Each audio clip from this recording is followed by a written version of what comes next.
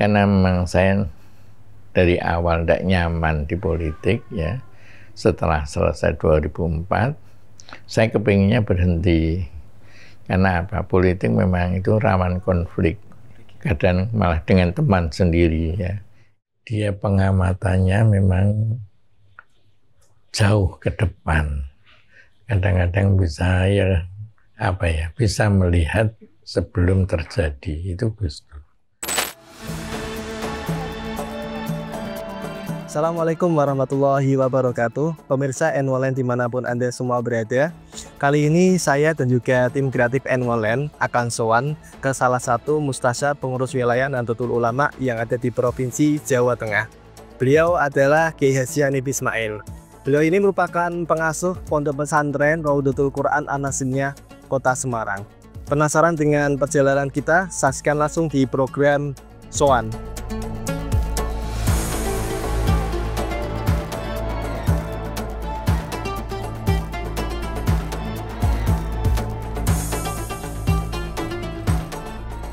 Bagaimana kabarnya, Yai? Alhamdulillah baik. Alhamdulillah. Ya.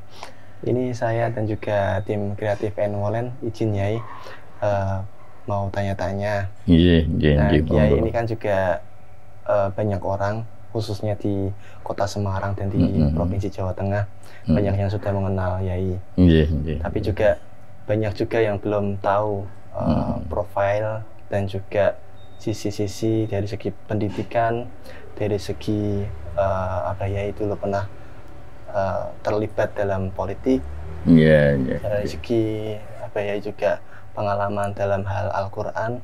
Nah, itu yang ingin kami ketahui Yai bersama dengan teman-teman dari N-Wolen. Izin ya Yai untuk latar belakang pendidikan dari Yai sendiri itu dari awal apa, terus juga yang terakhir di pendidikan apa Yai? Yang pertama saya lahir tahun 1953. Kemudian pendidikan awal saya mulai dari TK Tarbiyatul Atfal Muslimat NU Semarang. Kemudian dilanjut ke SDI NU di Kauman Semarang juga. Itu sampai terakhir tahun 1966. Ya, waktu itu karena 1965 itu ada pemberontakan PKI, maka sekolah mundur sampai setengah tahun sehingga 1966 baru selesai. Kemudian berlanjut ke PGA, Pendidikan Guru Agama NU tingkat pertama 4 tahun, itu masih di Kauman Semarang juga, mulai tahun 67 sampai tahun 71, tahun 70. Ya, kemudian tahun 71 sampai 72 saya lanjutkan di PGAA Darul Ulum Jombang. Ya, kemudian selesai tahun 72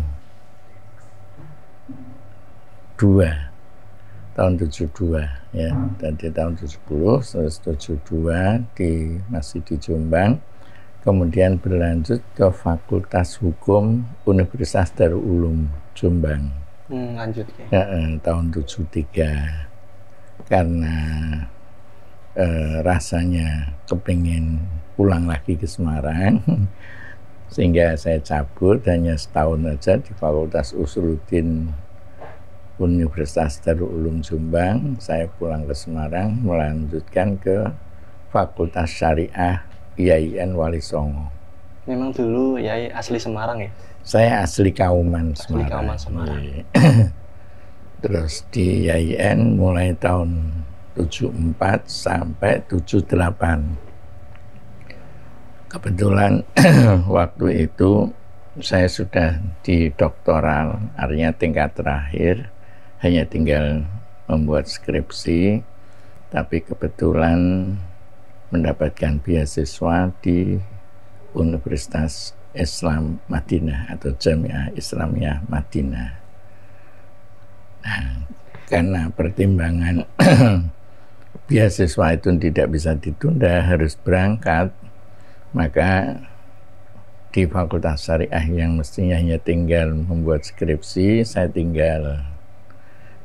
Akhirnya saya diterima di Fakultas Usuluddin Jamiah Islamiyah Madinah. Itu tahun berapa ya, Yai? Tahun 74 sampai tahun 78 ya, tadi di YN sampai 78, tahun 78 sampai 82.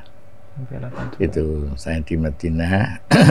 Kemudian 4 tahun selesai di Madinah, saya ingin melanjutkan ke Al-Azhar di Kairo untuk mengambil magisternya. Kemudian 84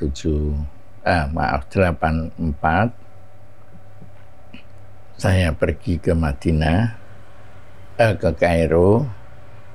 Tiba-tiba ada berita dari keluarga bahwa ibu sakit keras, saya harus pulang. Nah, hanya setahun saya di Al-Azhar di Kairo, karena kondisi ibu makin parah sampai wafatnya tahun 73 ya, tahun 73, akhir 73 wafat. Kemudian saya mau melanjutkan ke Kairo lagi, kayaknya awang-awangan. Karena tidak ada biaya. Waktu itu saya belum dapat beasiswa untuk doktoralnya. Terus akhirnya ada teman yang mengajak, yaitu sama-sama alumni dari Madinah, kalau kepingin kerja di Saudi, ayo kita daftar bersama-sama di Syarikah Ar-Rajihi.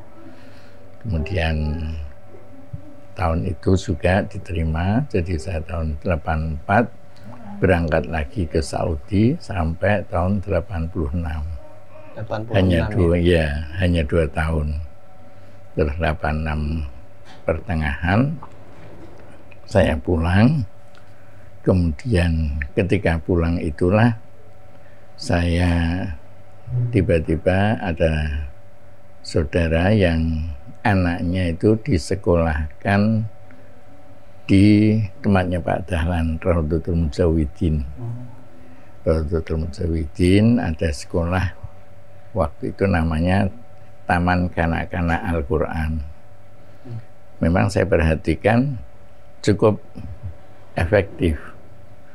Nah, disitulah kemudian saya tergerak ingin meniru TK Al-Quran yang ada di tempatnya Pak Kiai Dahlan, yaitu pencetus TK Al-Quran itu.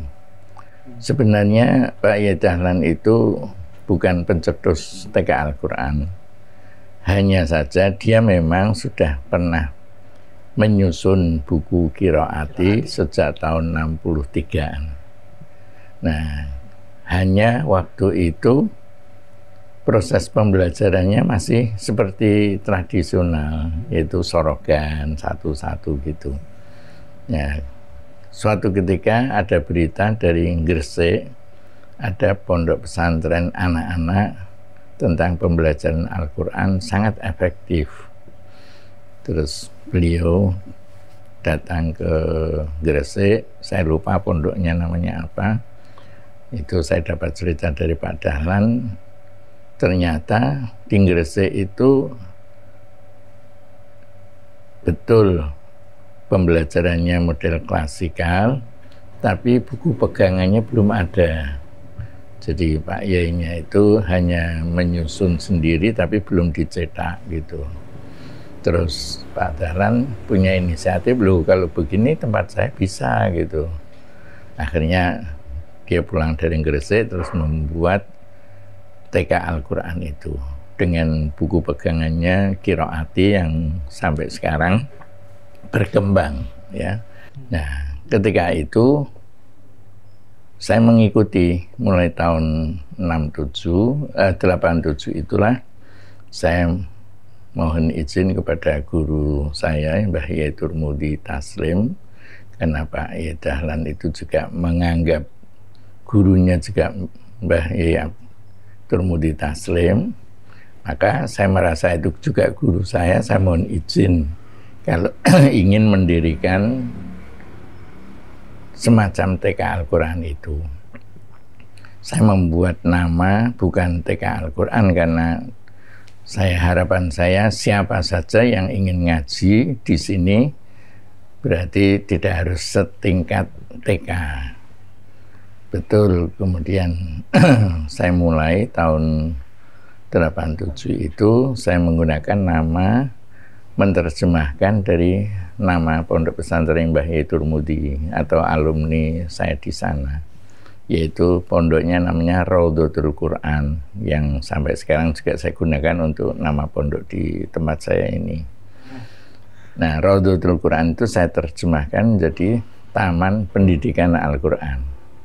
Harapan saya bukan hanya setingkat anak TK, tetapi siapapun bisa masuk di situ. Dan alhamdulillah betul.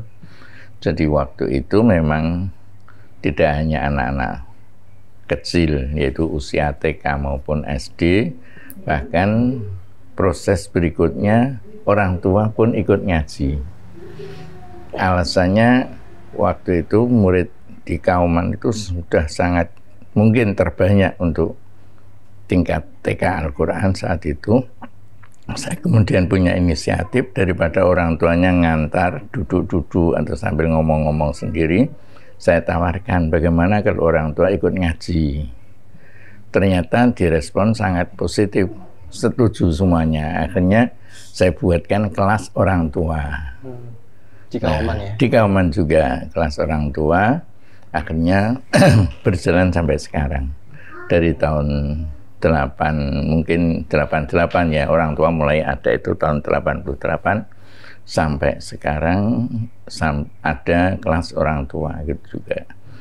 Jadi kejayaan, istilahnya kejayaan atau kesuksesan Taman Pendidikan Al-Quran Raudhatul Quran Kauman Semarang itu pernah muridnya sampai sekitar 600 anak. Ya? Iya.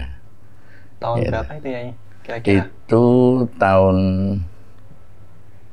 90 berapa lupa saya itu. 90-an ya? Ya, tahun 90-an. Waktu itu tahun 96 mungkin ya, saya lupa.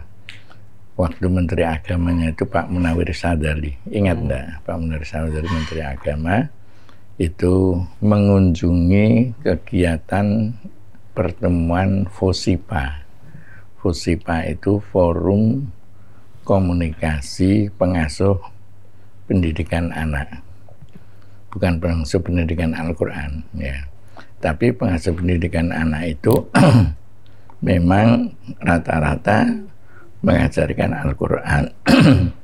Nah, saat itulah ada pertanyaan, apakah yang diterima di tempat TK Al-Quran itu usia anak-anak TK. Ternyata direspon oleh teman-teman yang hadir saat itu, ya memang namanya ini canggung. Yang ngaji tidak hanya anak TK, tapi kok namanya TK gitu. Terus saya sampaikan, ya kalau di tempat saya bukan TK Al-Quran, tapi Taman Pendidikan Al-Quran. Jadi dengan nama ini bisa mencakup usia TK maupun sampai orang tua. Akhirnya disetujui, yaitu ada TK Al-Quran, ada TPA atau Taman Pendidikan Al-Quran. Sampai sekarang. Itu nama. Waktu itu ya ada yang mempersoalkan tentang sanad Al-Quran itu atau enggak ya? Kalau awal itu tidak, karena Mbah Yai Dahlan sendiri dan saya sama-sama seperguruan dari Mbah Yai Turmudi. Ya, Mbah Yai Turmudi itu dari Demak, ya Pondok Betengan itu sanadnya sudah jelas kalau itu. Hanya saja saat mulai berkembang TK Al-Quran itu ada dari Yogyakarta. Yogyakarta itu merasa apa ya, kayaknya hitung-hitungan bisnis gitu. Jadi karena muridnya banyak, juga lembaga pendidikannya tidak hanya satu, sehingga setiap bulan atau setiap saat penjualan buku qiraati itu sangat besar. Lalu dari Jogja itu menawarkan pembagian fee itu. Pembagian fee supaya bisa mendapatkan keuntungan juga umpamanya dari penjualan qiraati itu. Oleh Pak Yai Dahlan kemudian tidak diperkenankan. Pak Yai Dahlan ya kalau mau menggunakan qiraati yang ngambil dari sini, tidak boleh nyetak sendiri dan juga tidak boleh meniru-niru kalau mau mencetak seperti ini. Tapi karena mungkin dari awal berbeda landasannya, kebetulan yang dari Jogja itu banyak dibantu oleh anak-anak muda dari sebuah organisasi yang berbeda dengan Pak Dahlan. Akhirnya mungkin dorongan anak-anak muda itu mendorong pada Pak Yai Hamam yang dari Jogja itu untuk menyusun sendiri. Nah, akhirnya mulai waktu itu jilid 1, 2, dan 3 masih menggunakan qiraati, tapi jilid berikutnya mereka membuat Iqra. Ya, Iqra disusun sendiri. Ketika ketahuan oleh Pak Yai Dahlan, tidak boleh model-model seperti itu. Kalau mau menggunakan qiraati ya mulai dari jilid 1 sampai jilid 6. Saat itu memang sudah Pak Yai Dahlan menyusun jilid 6. Akhirnya ketika tidak boleh itulah kemudian dari Iqra melengkapi susunan bukunya, yaitu mulai dari jilid 1 sampai jilid 6 juga. Apa yang membedakan qiraati dan Iqra hanya kalau menurut pandangan saya, kalau Pak Yai Dahlan dengan qiraatinya itu menggunakan sistem ya untuk pembelajaran bacaannya itu, kalau umumnya biasanya kita belajar tajwid itu idhar yang pertama, idhar halqi yang pertama, Pak Yai Dahlan memulainya dari ikhfa. Nah, terus Iqra untuk membedakan itu mulai dengan kayak sistem pembelajaran tajwid, mulai dari idhar dulu gitu. Akhirnya berkembang, sama-sama berkembangnya. Di Semarang dengan qiraatinya juga berkembang makin pesat. Iqra di Jogja juga berkembang pesat juga. Karena ada semacam persetujuan atau apa istilahnya itu dari Depak ya, itu untuk menggunakan Iqra itu. Nah, sementara qiraati istilahnya ya mandiri. Tapi kemandirian qiraati itu diterima hampir di seluruh pembelajaran di tingkat pesantren ya. Walaupun karena memang menurut saya ya memang praktis untuk qiraati lebih praktis, yaitu sebelum, karena bacaan idhar itu kan hanya 6 huruf saja, nun sukun dan tanwin ketika bertemu dengan 6 huruf. Nah, kalau qiraati pokoknya bacaan nun sukun dan tanwin harus dibaca dengung karena hurufnya lebih banyak sehingga lebih mudah. Kemudian bertahap ya, mulai dari idgham bi gunnah, idgham bila gunnah, terus baru idhar itu, sehingga lebih mudah menurut saya. Abah Yai kan mengenal dekat dengan Mbah Yai Dahlan ya. Itu seberapa dekat Pak Yai dengan Mbah Dahlan waktu itu? Karena Pak Yai Dahlan tahu saya waktu itu dari Medina dan saya santrinya Mbah Yai Turmudi juga, sehingga saat itu saya ditarik untuk menjadi salah satu pengurus yayasan itu Rodotul Mujawidin di bidang seksi pendidikannya saya. Makanya saya tahu persis proses perkembangan ya untuk penyusunan qiraati mulai dari 10 jilid sampai 6 jilid sampai 3 jilid sampai terus macam-macam gitu. Jadi itu saya tahu persis gitu.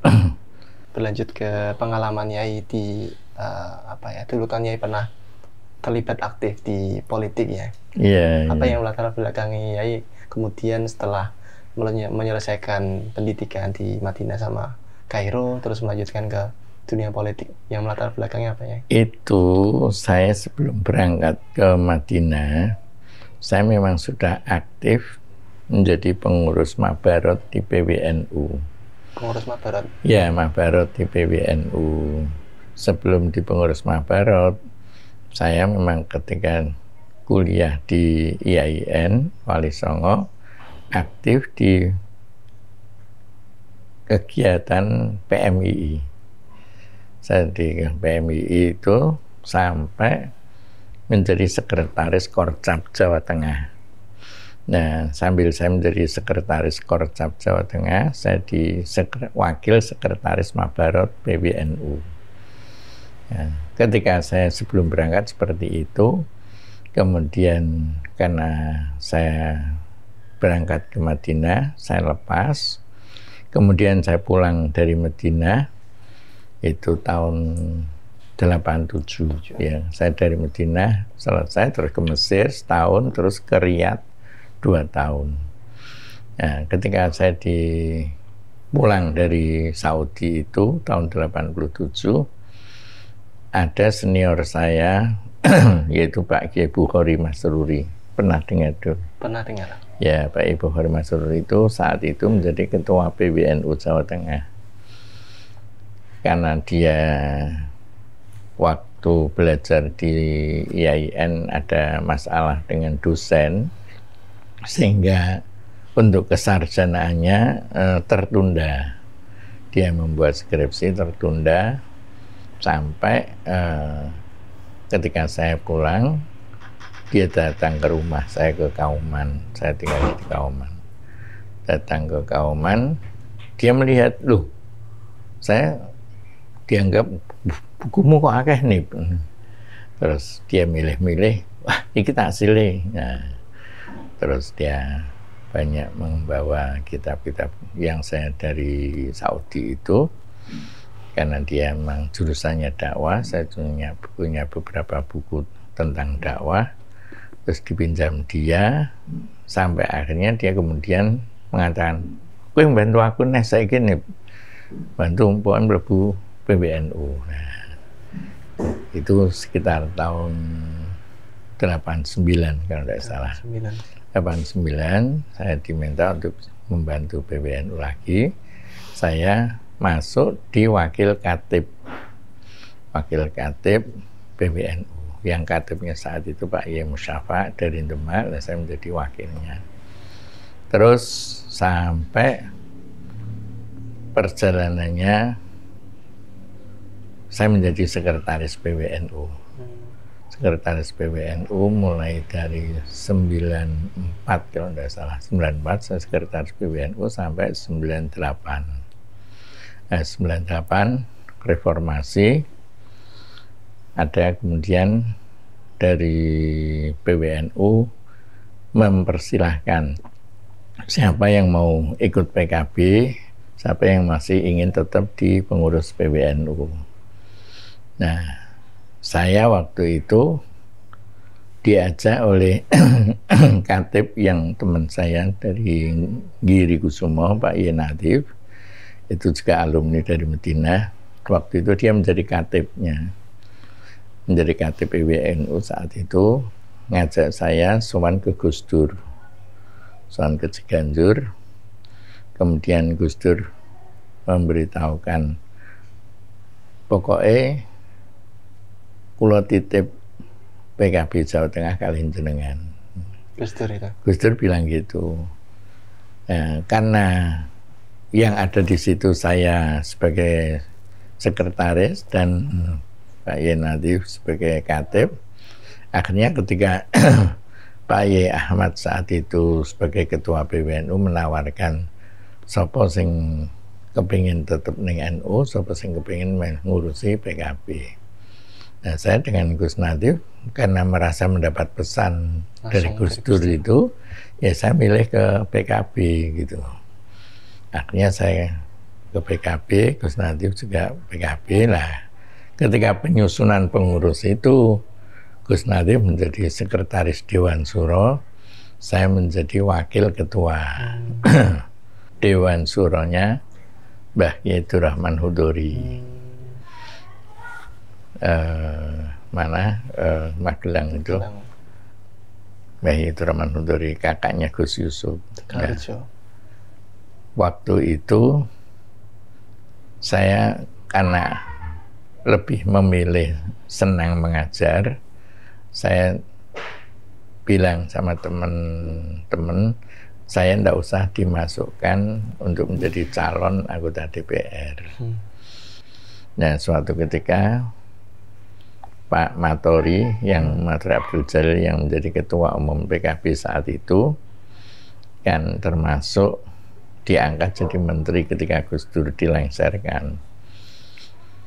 Jadi Menteri Pertahanan, kemudian penggantinya itu karena dapilnya saat itu masih se-Jawa Tengah, bukan dapil Jawa Tengah dibagi 10 enggak, tapi se-Jawa Tengah itu dapilnya.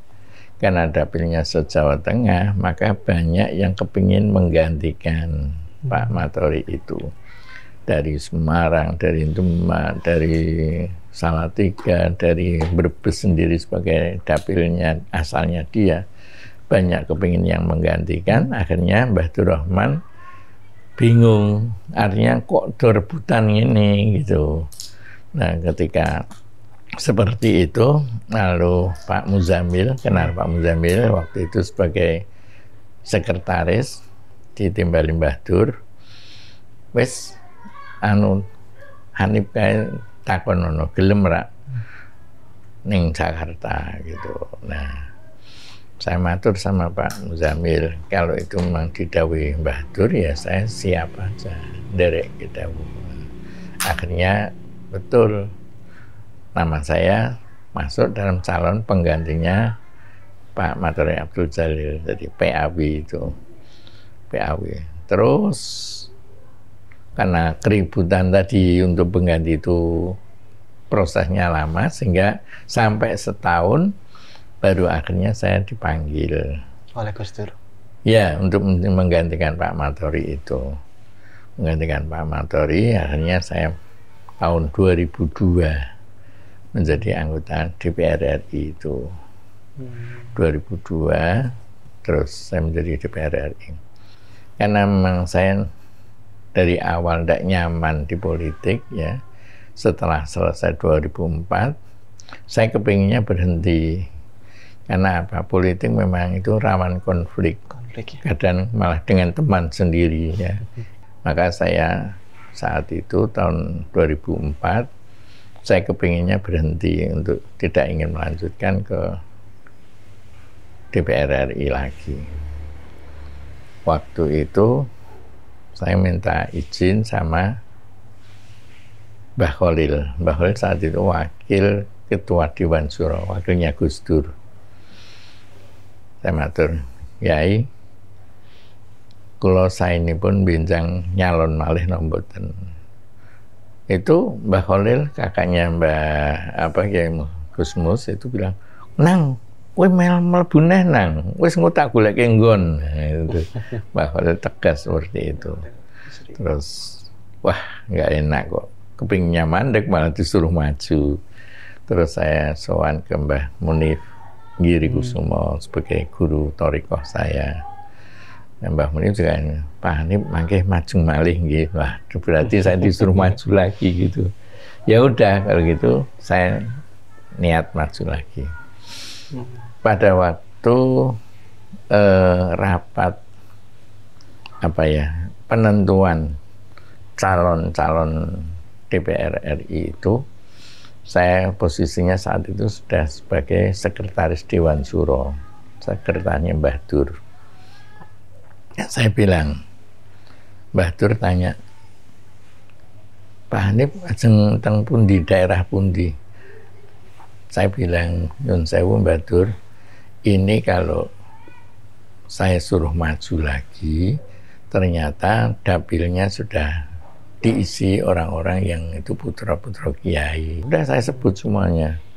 Terus Mbah Dur akhirnya, nggih pun mangke kula golek kenggon. Seperti itu, langsung saya dicatat untuk calon dari Dapil Brebes. Sementara Dapil Brebes itu Brebes, Kabupaten Tegal dan Kota Tegal. Itu mereka protes, orang-orang yang merasa dari daerahnya itu, ada yang dari Tegal, dulu ada yang namanya Ketua Ansor Jawa Tengah, itu istrinya, adiknya Ketua PKB Kabupaten Tegal, itu sowan ke Gus Dur, maunya bawa kiai dan bawa nama kakaknya yang saat itu Ketua Kabupaten Tegal, dan memang putra kiai juga, sowan ke Gus Dur, minta supaya Dapil Brebes Tegal itu diberikan adiknya gitu. Gus Dur tegas, enggak, Tegal kanggo Pak Yai Hanif. Saya padahal tidak minta pada Gus Dur sendiri yang dawuh ngoten. Enggak, Tegal kanggo Pak Yai Hanif. Ya udah. Waktu itu Abah Yai juga sering ketemu sama Gus Dur. Ya waktu apa namanya ya, pesan-pesan saya sebenarnya jarang ketemu Gus Dur, itu hanya kalau tertentu aja. Memang pernah diajak Gus Dur ketika ada konflik PKB dengan Mbah Yaitur Rahman Hudori. Gus Dur ingin ketemu Mbah Yaitur Rahman Hudori, lalu yang diajak saya dengan Pak Eman Suparno. Waktu itu Pak Eman Suparno pernah menjadi Menteri Tenaga Kerja. Ya waktu itu sama-sama masih di PR. Saya diajak Gus Dur untuk menemui Mbah Rahman Hudori. Tapi saat itu tidak jadi ketemu. Karena ketika pesawat sudah terbang menuju Jogja, terus ketika landing, Gus Yusuf telepon sama Gus Dur kalau Mbah Dur tindak, jadi tidak bisa ketemu. Nah itu yang saya meniru kesabarannya Gus Dur, bukan marah, tapi jawabnya ketika diberitahu Gus Yusuf Mbah Rahman Hudori tindak, terus jawabnya enteng, ya wis memang wis ditakdir ki urung iso ketemu. Gus Dur nanya gitu aja. Akhirnya terus kendaraan diarahkan bukan ke Magelang tapi ke Klaten, sowan ke Mbah Lim. Setelah dari Mbah Lim pulang lagi ke Jakarta. Kalau dalam hal politik, Gus Dur itu seperti apa menurut Abah Yai? Ya memang dia luar biasa, artinya dia pengamatannya memang jauh ke depan. Kadang-kadang bisa bisa melihat sebelum terjadi, itu Gus Dur.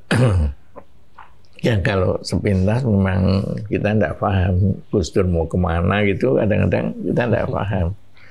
Tapi ternyata setelah lewat beberapa saat baru kita, ternyata yang dikehendaki Gus Dur seperti ini gitu.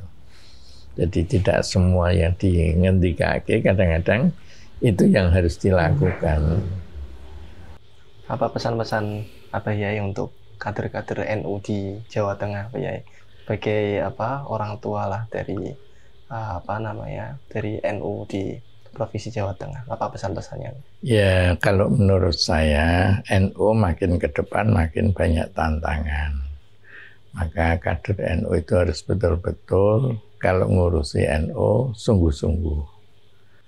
kadang-kadang orang NU itu lebih mudah tergiur dengan masalah politik. Ya itu memang dari dulu. Apa karena apa ya? Mungkin karena tidak ada gawean sehingga lebih tergiur politik, sehingga masalah kayak sekarang ya kalau pas